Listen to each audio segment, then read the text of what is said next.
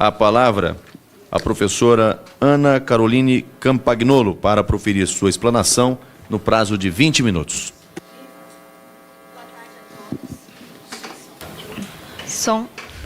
Boa tarde a todos. Eu gostaria de cumprimentar especialmente o presidente pelo convite e também o Dr.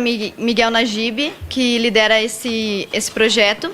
O convite da Câmara foi exatamente no sentido de me trazer aqui para provar que existe sim doutrinação. Na verdade, negar que existe doutrinação é perder o senso da história, porque desde que a educação foi criada no Brasil, desde a era Vargas, ela é doutrinadora, né? E ela só foi mudando o seu plano de doutrinação, mas sempre foi doutrinadora. Eu vim expor aqui o meu caso, que começou em 2013, e agora é uma ação de danos morais no Tribunal de Justiça de Santa Catarina, no Juizado Especial. É o caso de doutrinação e perseguição religiosa de uma professora que começou em 2013 e se estendeu até 2015. Então, eu sou formada em História por uma universidade particular e passei numa seleção de mestrado para uma universidade pública. Assim que eu ingressei e a professora teve acesso ao meu projeto, ela foi super educada comigo, inclusive me mandou um e-mail dizendo que estava feliz, né, pela orientação do meu trabalho, que eu nitidamente era crítica e interessada e que nós faríamos um bom trabalho. Só que esse entusiasmo da professora durou apenas uma semana, porque na semana seguinte, ao início das aulas, os meus colegas me denunciaram para a professora, porque eu tinha algumas fotos na internet com minha família, meu pai, e alguns versículos da Bíblia. E aí a professora resolveu me mandar uns e-mails questionando como é que eu ousava publicar na rede social pensamentos assim tão perigosos. Aí o e-mail que ela me mandou, primeiro deles, eu não vou citar nomes, nem da instituição, nem da professora, porque embora ela tenha tentado me prejudicar, a minha intenção aqui não é essa. Então, um dos e-mails que ela me mandou dizia o seguinte: estou recebendo estes links do seu Facebook pessoal, onde você se mostra antifeminista. E eu, como professora, estou sendo cobrada porque te oriento, né? Porque ela era minha orientadora. Você tem todo o direito de ser antifeminista ou conservadora, mas não combina com esta pesquisa, nem com as práticas que temos acerca das conquistas. Mas, assim, temos quem? Ela está falando em nome da universidade? Uma professora sozinha pode falar quais são as práticas e as concepções da universidade inteira, pode ditar qual a ideologia da universidade inteira. É isso que ela transmite aqui no começo. E ela continua: vamos conversar sobre isso, mas peço gentileza de analisar melhor as coisas que você compartilha. Tá, então, esse foi o primeiro probleminha que eu tive com essa professora, e eu respondi esse e-mail questionando para ela por que eu estava sendo denunciada se a universidade era um lugar plural, onde deveriam existir diversas concepções, inclusive contraditando em todo momento uma concepção a outra para assim se produzir o conhecimento filosófico e científico. E ela me respondeu nitidamente naquele morde-a-sopra: me desculpe por ter sido incisiva, vamos deixar isso para lá. Acontece que ela não deixou isso para lá, e um tempo depois, durante uma aula, por causa de concepções da minha vida que são transmitidas pela internet, pelo YouTube, religiosas, ela empreendeu uma verdadeira sabatinada assim, durante a aula, né? Com os colegas contra mim. E por isso eu vou pedir para a equipe transmitir um áudio. Na verdade, assim, o processo de danos morais movido contra essa professora tem 3 provas: documentos, e-mails e uma prova fonográfica, que é um áudio da aula dela. Só que o áudio é muito grande, né? Então eu reduzi 3 minutos com a parte que não fosse muito chocante, com palavras que não fossem muito chulas, devido ao local em que estamos, né? Se hoje nós estamos aqui estudando, passamos, nós mulheres, num programa de mestrado, porque nós podemos. E nós podemos... Áudio e vídeo. É esse, mas é que tem que aparecer no internet. Se hoje nós estamos aqui estudando, passamos, nós mulheres, num programa de mestrado, foi porque nós podemos. E nós podemos porque algumas pessoas do passado fizeram o caminho. Que não se nasce mulher, torna-se mulher. O mais importante movimento do século XX é o feminismo, e a mais importante revolução provocada por essa onda é a revolução sexual. Então, se nós acreditamos nisso, se nós estamos aqui nesse curso, nós passamos nesse curso, nós estamos aqui porque nós nos matriculamos dentro de uma... Olha só o que ela vai dizer aqui, ó. Se nós estamos aqui nesse curso, é porque nós nos matriculamos em uma perspectiva de pensamento. Mas eu não me matriculei numa perspectiva de pensamento. Me matriculei no ensino público. Público. Quer dizer que se eu... Não importa a minha religião, minha concepção, se eu for feminista ou antifeminista, isso independe da minha participação nessa disciplina. E a professora tem a obrigação de ser impessoal na avaliação dos meus trabalhos. Inclusive, sobre isso, ainda há um detalhe. Durante todo o tempo em que ela não resolveu me atacar dessa forma, eu realizei todas as atividades que ela solicitou. Inclusive, ela, sabendo que eu era cristã, uma das atividades que eu apresentei sem nenhuma resistência, sendo subserviente ao que a professora pediu, era um livro chamado Eunucos por Amor ao Reino, onde eu tinha que explicar para a turma de que forma a Igreja Católica era desde a sua raiz misógina, sendo que eu sou cristã. Então aquilo ali foi difícil, mas eu fiz exatamente como a professora tinha pedido, não contestei o livro, apenas expus o livro. Respeitei o espaço público de uma forma que ela não conseguiu respeitar o meu espaço privado, tá? Pode continuar, por favor. Perspectiva de pensamento, de uma linha de pesquisa. Feminismo, como outros dizem, como disse, é muito sério. Não é uma brincadeira. Quem é que pratica a porra do estupro, se não são os homens? Por que as mulheres abortam? Toda mulher que aborta tem um homem que foi lá e colocou o sangue dentro dela e fez com que ela engravidasse e não assumiu. Então, assim, é sempre o machismo que está por trás dessas coisas. Então, tudo isso está junto, está dentro do mesmo contexto. Ser feminista, eu mandei para vocês um tempo atrás. Ser feminista hoje é tudo aquilo que está escrito ali. Eu quero que alguém me aponte uma daquelas coisas que seja prejudicial à saúde de alguém. Olha, aqui vocês vão ver. Eu cortei bastante esse vídeo, mas o tempo todo ela fica, eu quero que alguém me aponte. E ela fala outras coisas que diretamente iam contra a minha fé. E eu nunca contestei isso, nunca, na aula. Tanto que no áudio completo é possível ouvir os colegas dizendo, olha, Ana, a gente admite que você sempre respeitou, nunca falou nada. Então, ela trouxe um negócio que era completamente pessoal, de fora, certo? Se um professor tivesse feito isso com a sexualidade de um aluno, isso aqui estava em polvorosa, né? Se tivesse feito isso com a raça de um aluno, mesma coisa. Agora, já que é com o cristianismo, então aí pode ser esculachar, porque não presta mesmo, né? Então, vai, por favor. Obrigada. É que alguém me aponte. Alguém aqui pode me apontar uma daqueles itens, pode abrir aqui. Agora, eu discuto. Eu gosto de argumento. Eu não gosto de discutir. A minha vida foi pautada nisso. Por isso que eu estou nisso. Não, eu estaria aqui, não teria esse poder e esse saber. Ó, aqui ela admite o seguinte. Ela tem um certo poder que ele é conferido pelo Estado, mas ela não entende que ela é servidora pública. Ela não é mandadora pública. Ela serve ao povo, ela não manda no povo, certo? Então, como servidora pública, ela exerce uma certa autoridade dentro da sala de aula e aqui ela está abusando da sua autoridade. Eu reduzi o vídeo bastante porque era impossível vocês ouvirem aqui horas de vídeo, né? Mas ela reconhece que ela tem esse poder e ela não tem nenhum cuidado com esse poder. Ela afronta, ela humilha, vocês vão ver no decorrer do vídeo que ela me chama de ridícula e as pessoas que gostam do que eu digo, do que eu creio também são ridículas, então, por favor. Então, eu concordo ou não concordo. Se eu não concordo, eu não vejo. Se eu concordo, eu venho. Então eu não posso ficar nesse curso. Aqui não recebe conservadores. A minha sugestão do meu nível de conhecimento contra universidades e contra estudos é nesse sentido, entendeu? Esse é o que eu sei. Eu não sei, de repente tem uma universidade em história que... Olha, a minha colega, a professora não só participou da humilhação que ela me causou naquele dia, como ela endossou a humilhação dos colegas. Aí vocês estão ouvindo uma colega minha dizer, eu não sei, mas quem sabe você procura uma outra universidade. Mas essa aqui é pública. Como é assim que eu tenho que procurar outra? Eu tenho que ir lá pagar uma particular? Isso, digamos que a particular não tem esse problema, mas tem também. Então, olha só, a minha colega está sugerindo isso e vocês vão ver que a professora em todo momento concorda com esse pensamento. Seja conservadora. Eu não sei, eu não conheço todas. Só que a lógica, Ana, é que a tua lógica, a lógica dos conservadores é a da opressão. E a nossa não. Ah, tá, lógico. Eu sou muito opressora, eu estou oprimindo vocês. Olha, essa frase é o lema dos intolerantes, tá?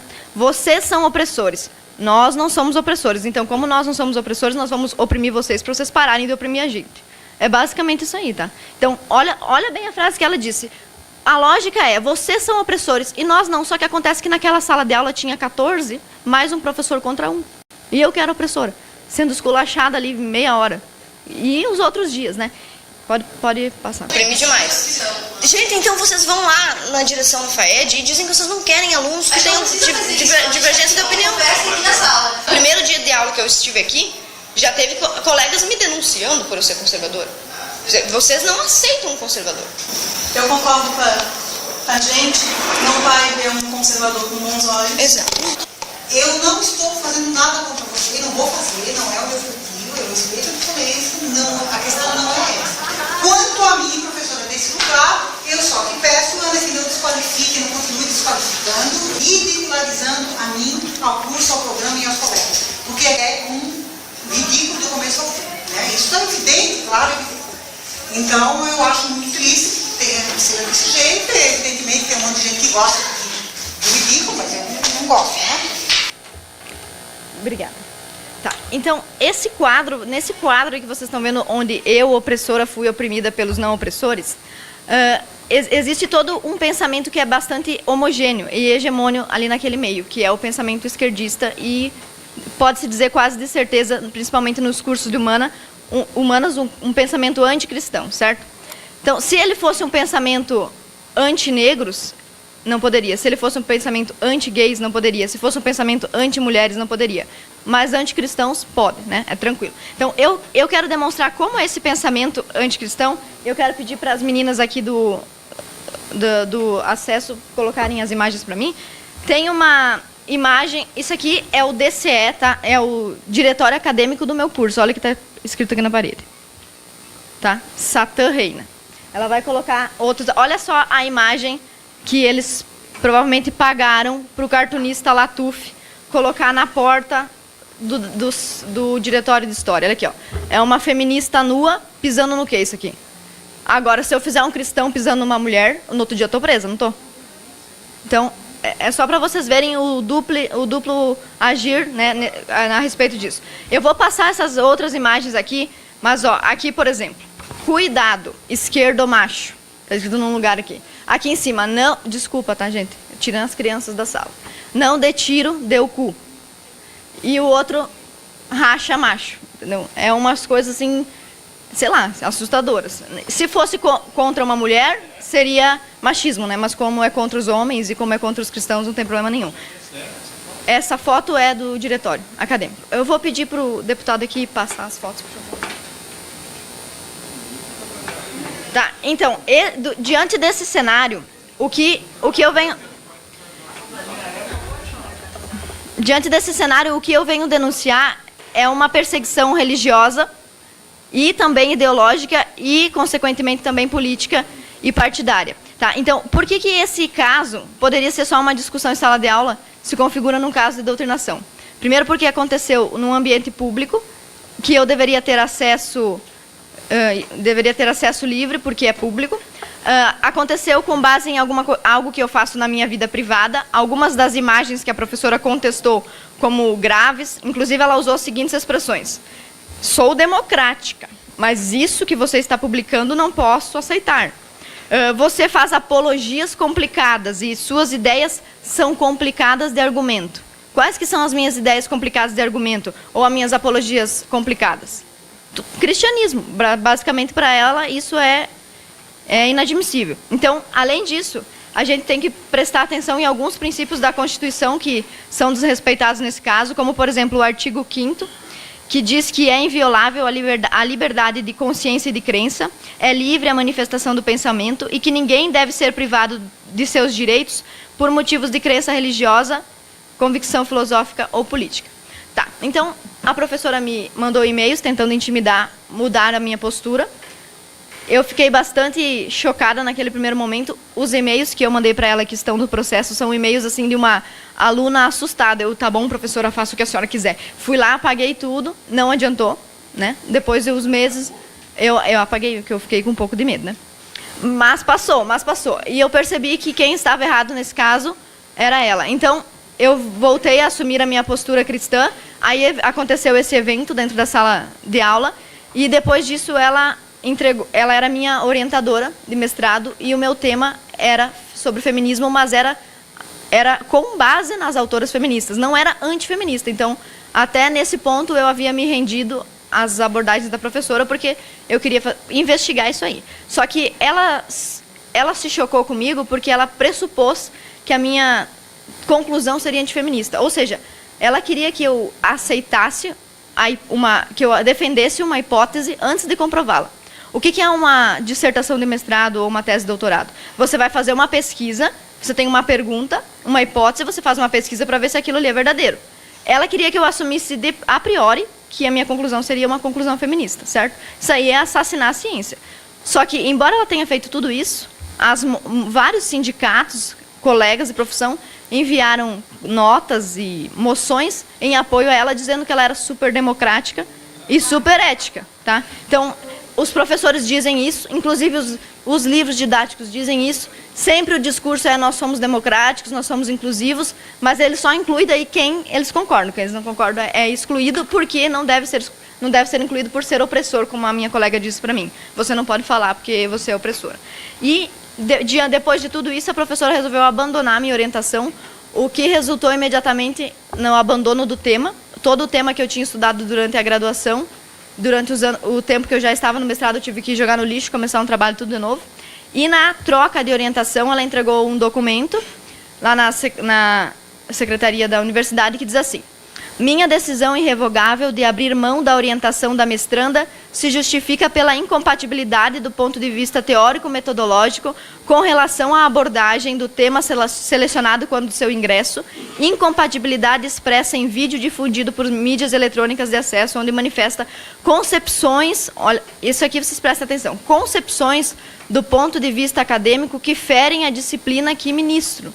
Então, a disciplina dela só pode ser, ela funcionária pública, recebe dinheiro do seu imposto, que vão para o salário dela, mas na disciplina dela só podem estar quem concorda com as premissas do feminismo, né? E de outras teorias, porque se ela não fosse feminista e, digamos, fosse adepta a outra teoria, ela ia fazer esse mesmo procedimento com outra tese. Tá? Então, depois de tudo isso, eu não aguentei essa pressão da professora e resolvi entrar com um processo de danos morais por ela ter me prejudicado materialmente e moralmente com essas humilhações em público e etc. E aí, na contestação da ação que eu movi contra a professora, fiz uma petição inicial e apresentei sozinha, sem advogado, porque eu quero provar para a professora que eu posso enfrentá-la, não é porque eu não tenho doutorado e não ganho 15 mil que eu não posso fazer isso. E eu entrei com essa ação sozinha, sem advogado, e ela resolveu contestar a minha petição inicial. E na minha contestação ela me chamou. Em vez dela defender-se do fato de ter me agredido, ela me agrediu. E me chamou de racista, homofóbica, sexista, preconceituosa, mal educada, que eu usava palavras de baixo calão no meu convívio particular, sendo que vocês ouviram o que ela disse aqui, né? Ouviram as palavras que estavam aqui, né? Fora as outras que eu direi para não chocar ninguém. Além disso, ela não cita as provas que eu usei contra ela, ignora, e usa a palavra do sindicato a seu favor. Por exemplo, o sindicato está me apoiando e os alunos me apoiam também. É evidente que os alunos te apoiam, eles foram doutrinados assim como eu, né? Como eu tentei ser. Então, qual é o quadro crítico desse processo? Eu venho aqui para denunciar o que acontece especialmente com a minha religião, que é o cristianismo. Porque, como o cristianismo é a religião mais difundida e com o maior número de adeptos, acaba se tomando a imagem de que é uma religião privilegiada, o que não acontece na realidade da universidade. Quem sempre foi evangélico como eu, sabe quantos coleguinhas riam da gente quando a gente falava que, não, professora, eu não tenho certeza sobre a teoria da evolução. Ah, crente. Sempre assim, crente, não fala com a crentinha. E até hoje, no mestrado, na idade adulta, os colegas, na gravação que tem da professora, eles conseguem fazer insinuações assim, ó. Tem gente que não gosta do feminismo, tem gente que não gosta de sexo, então não posso fazer nada. Entenderam as conclusões que eles tiram?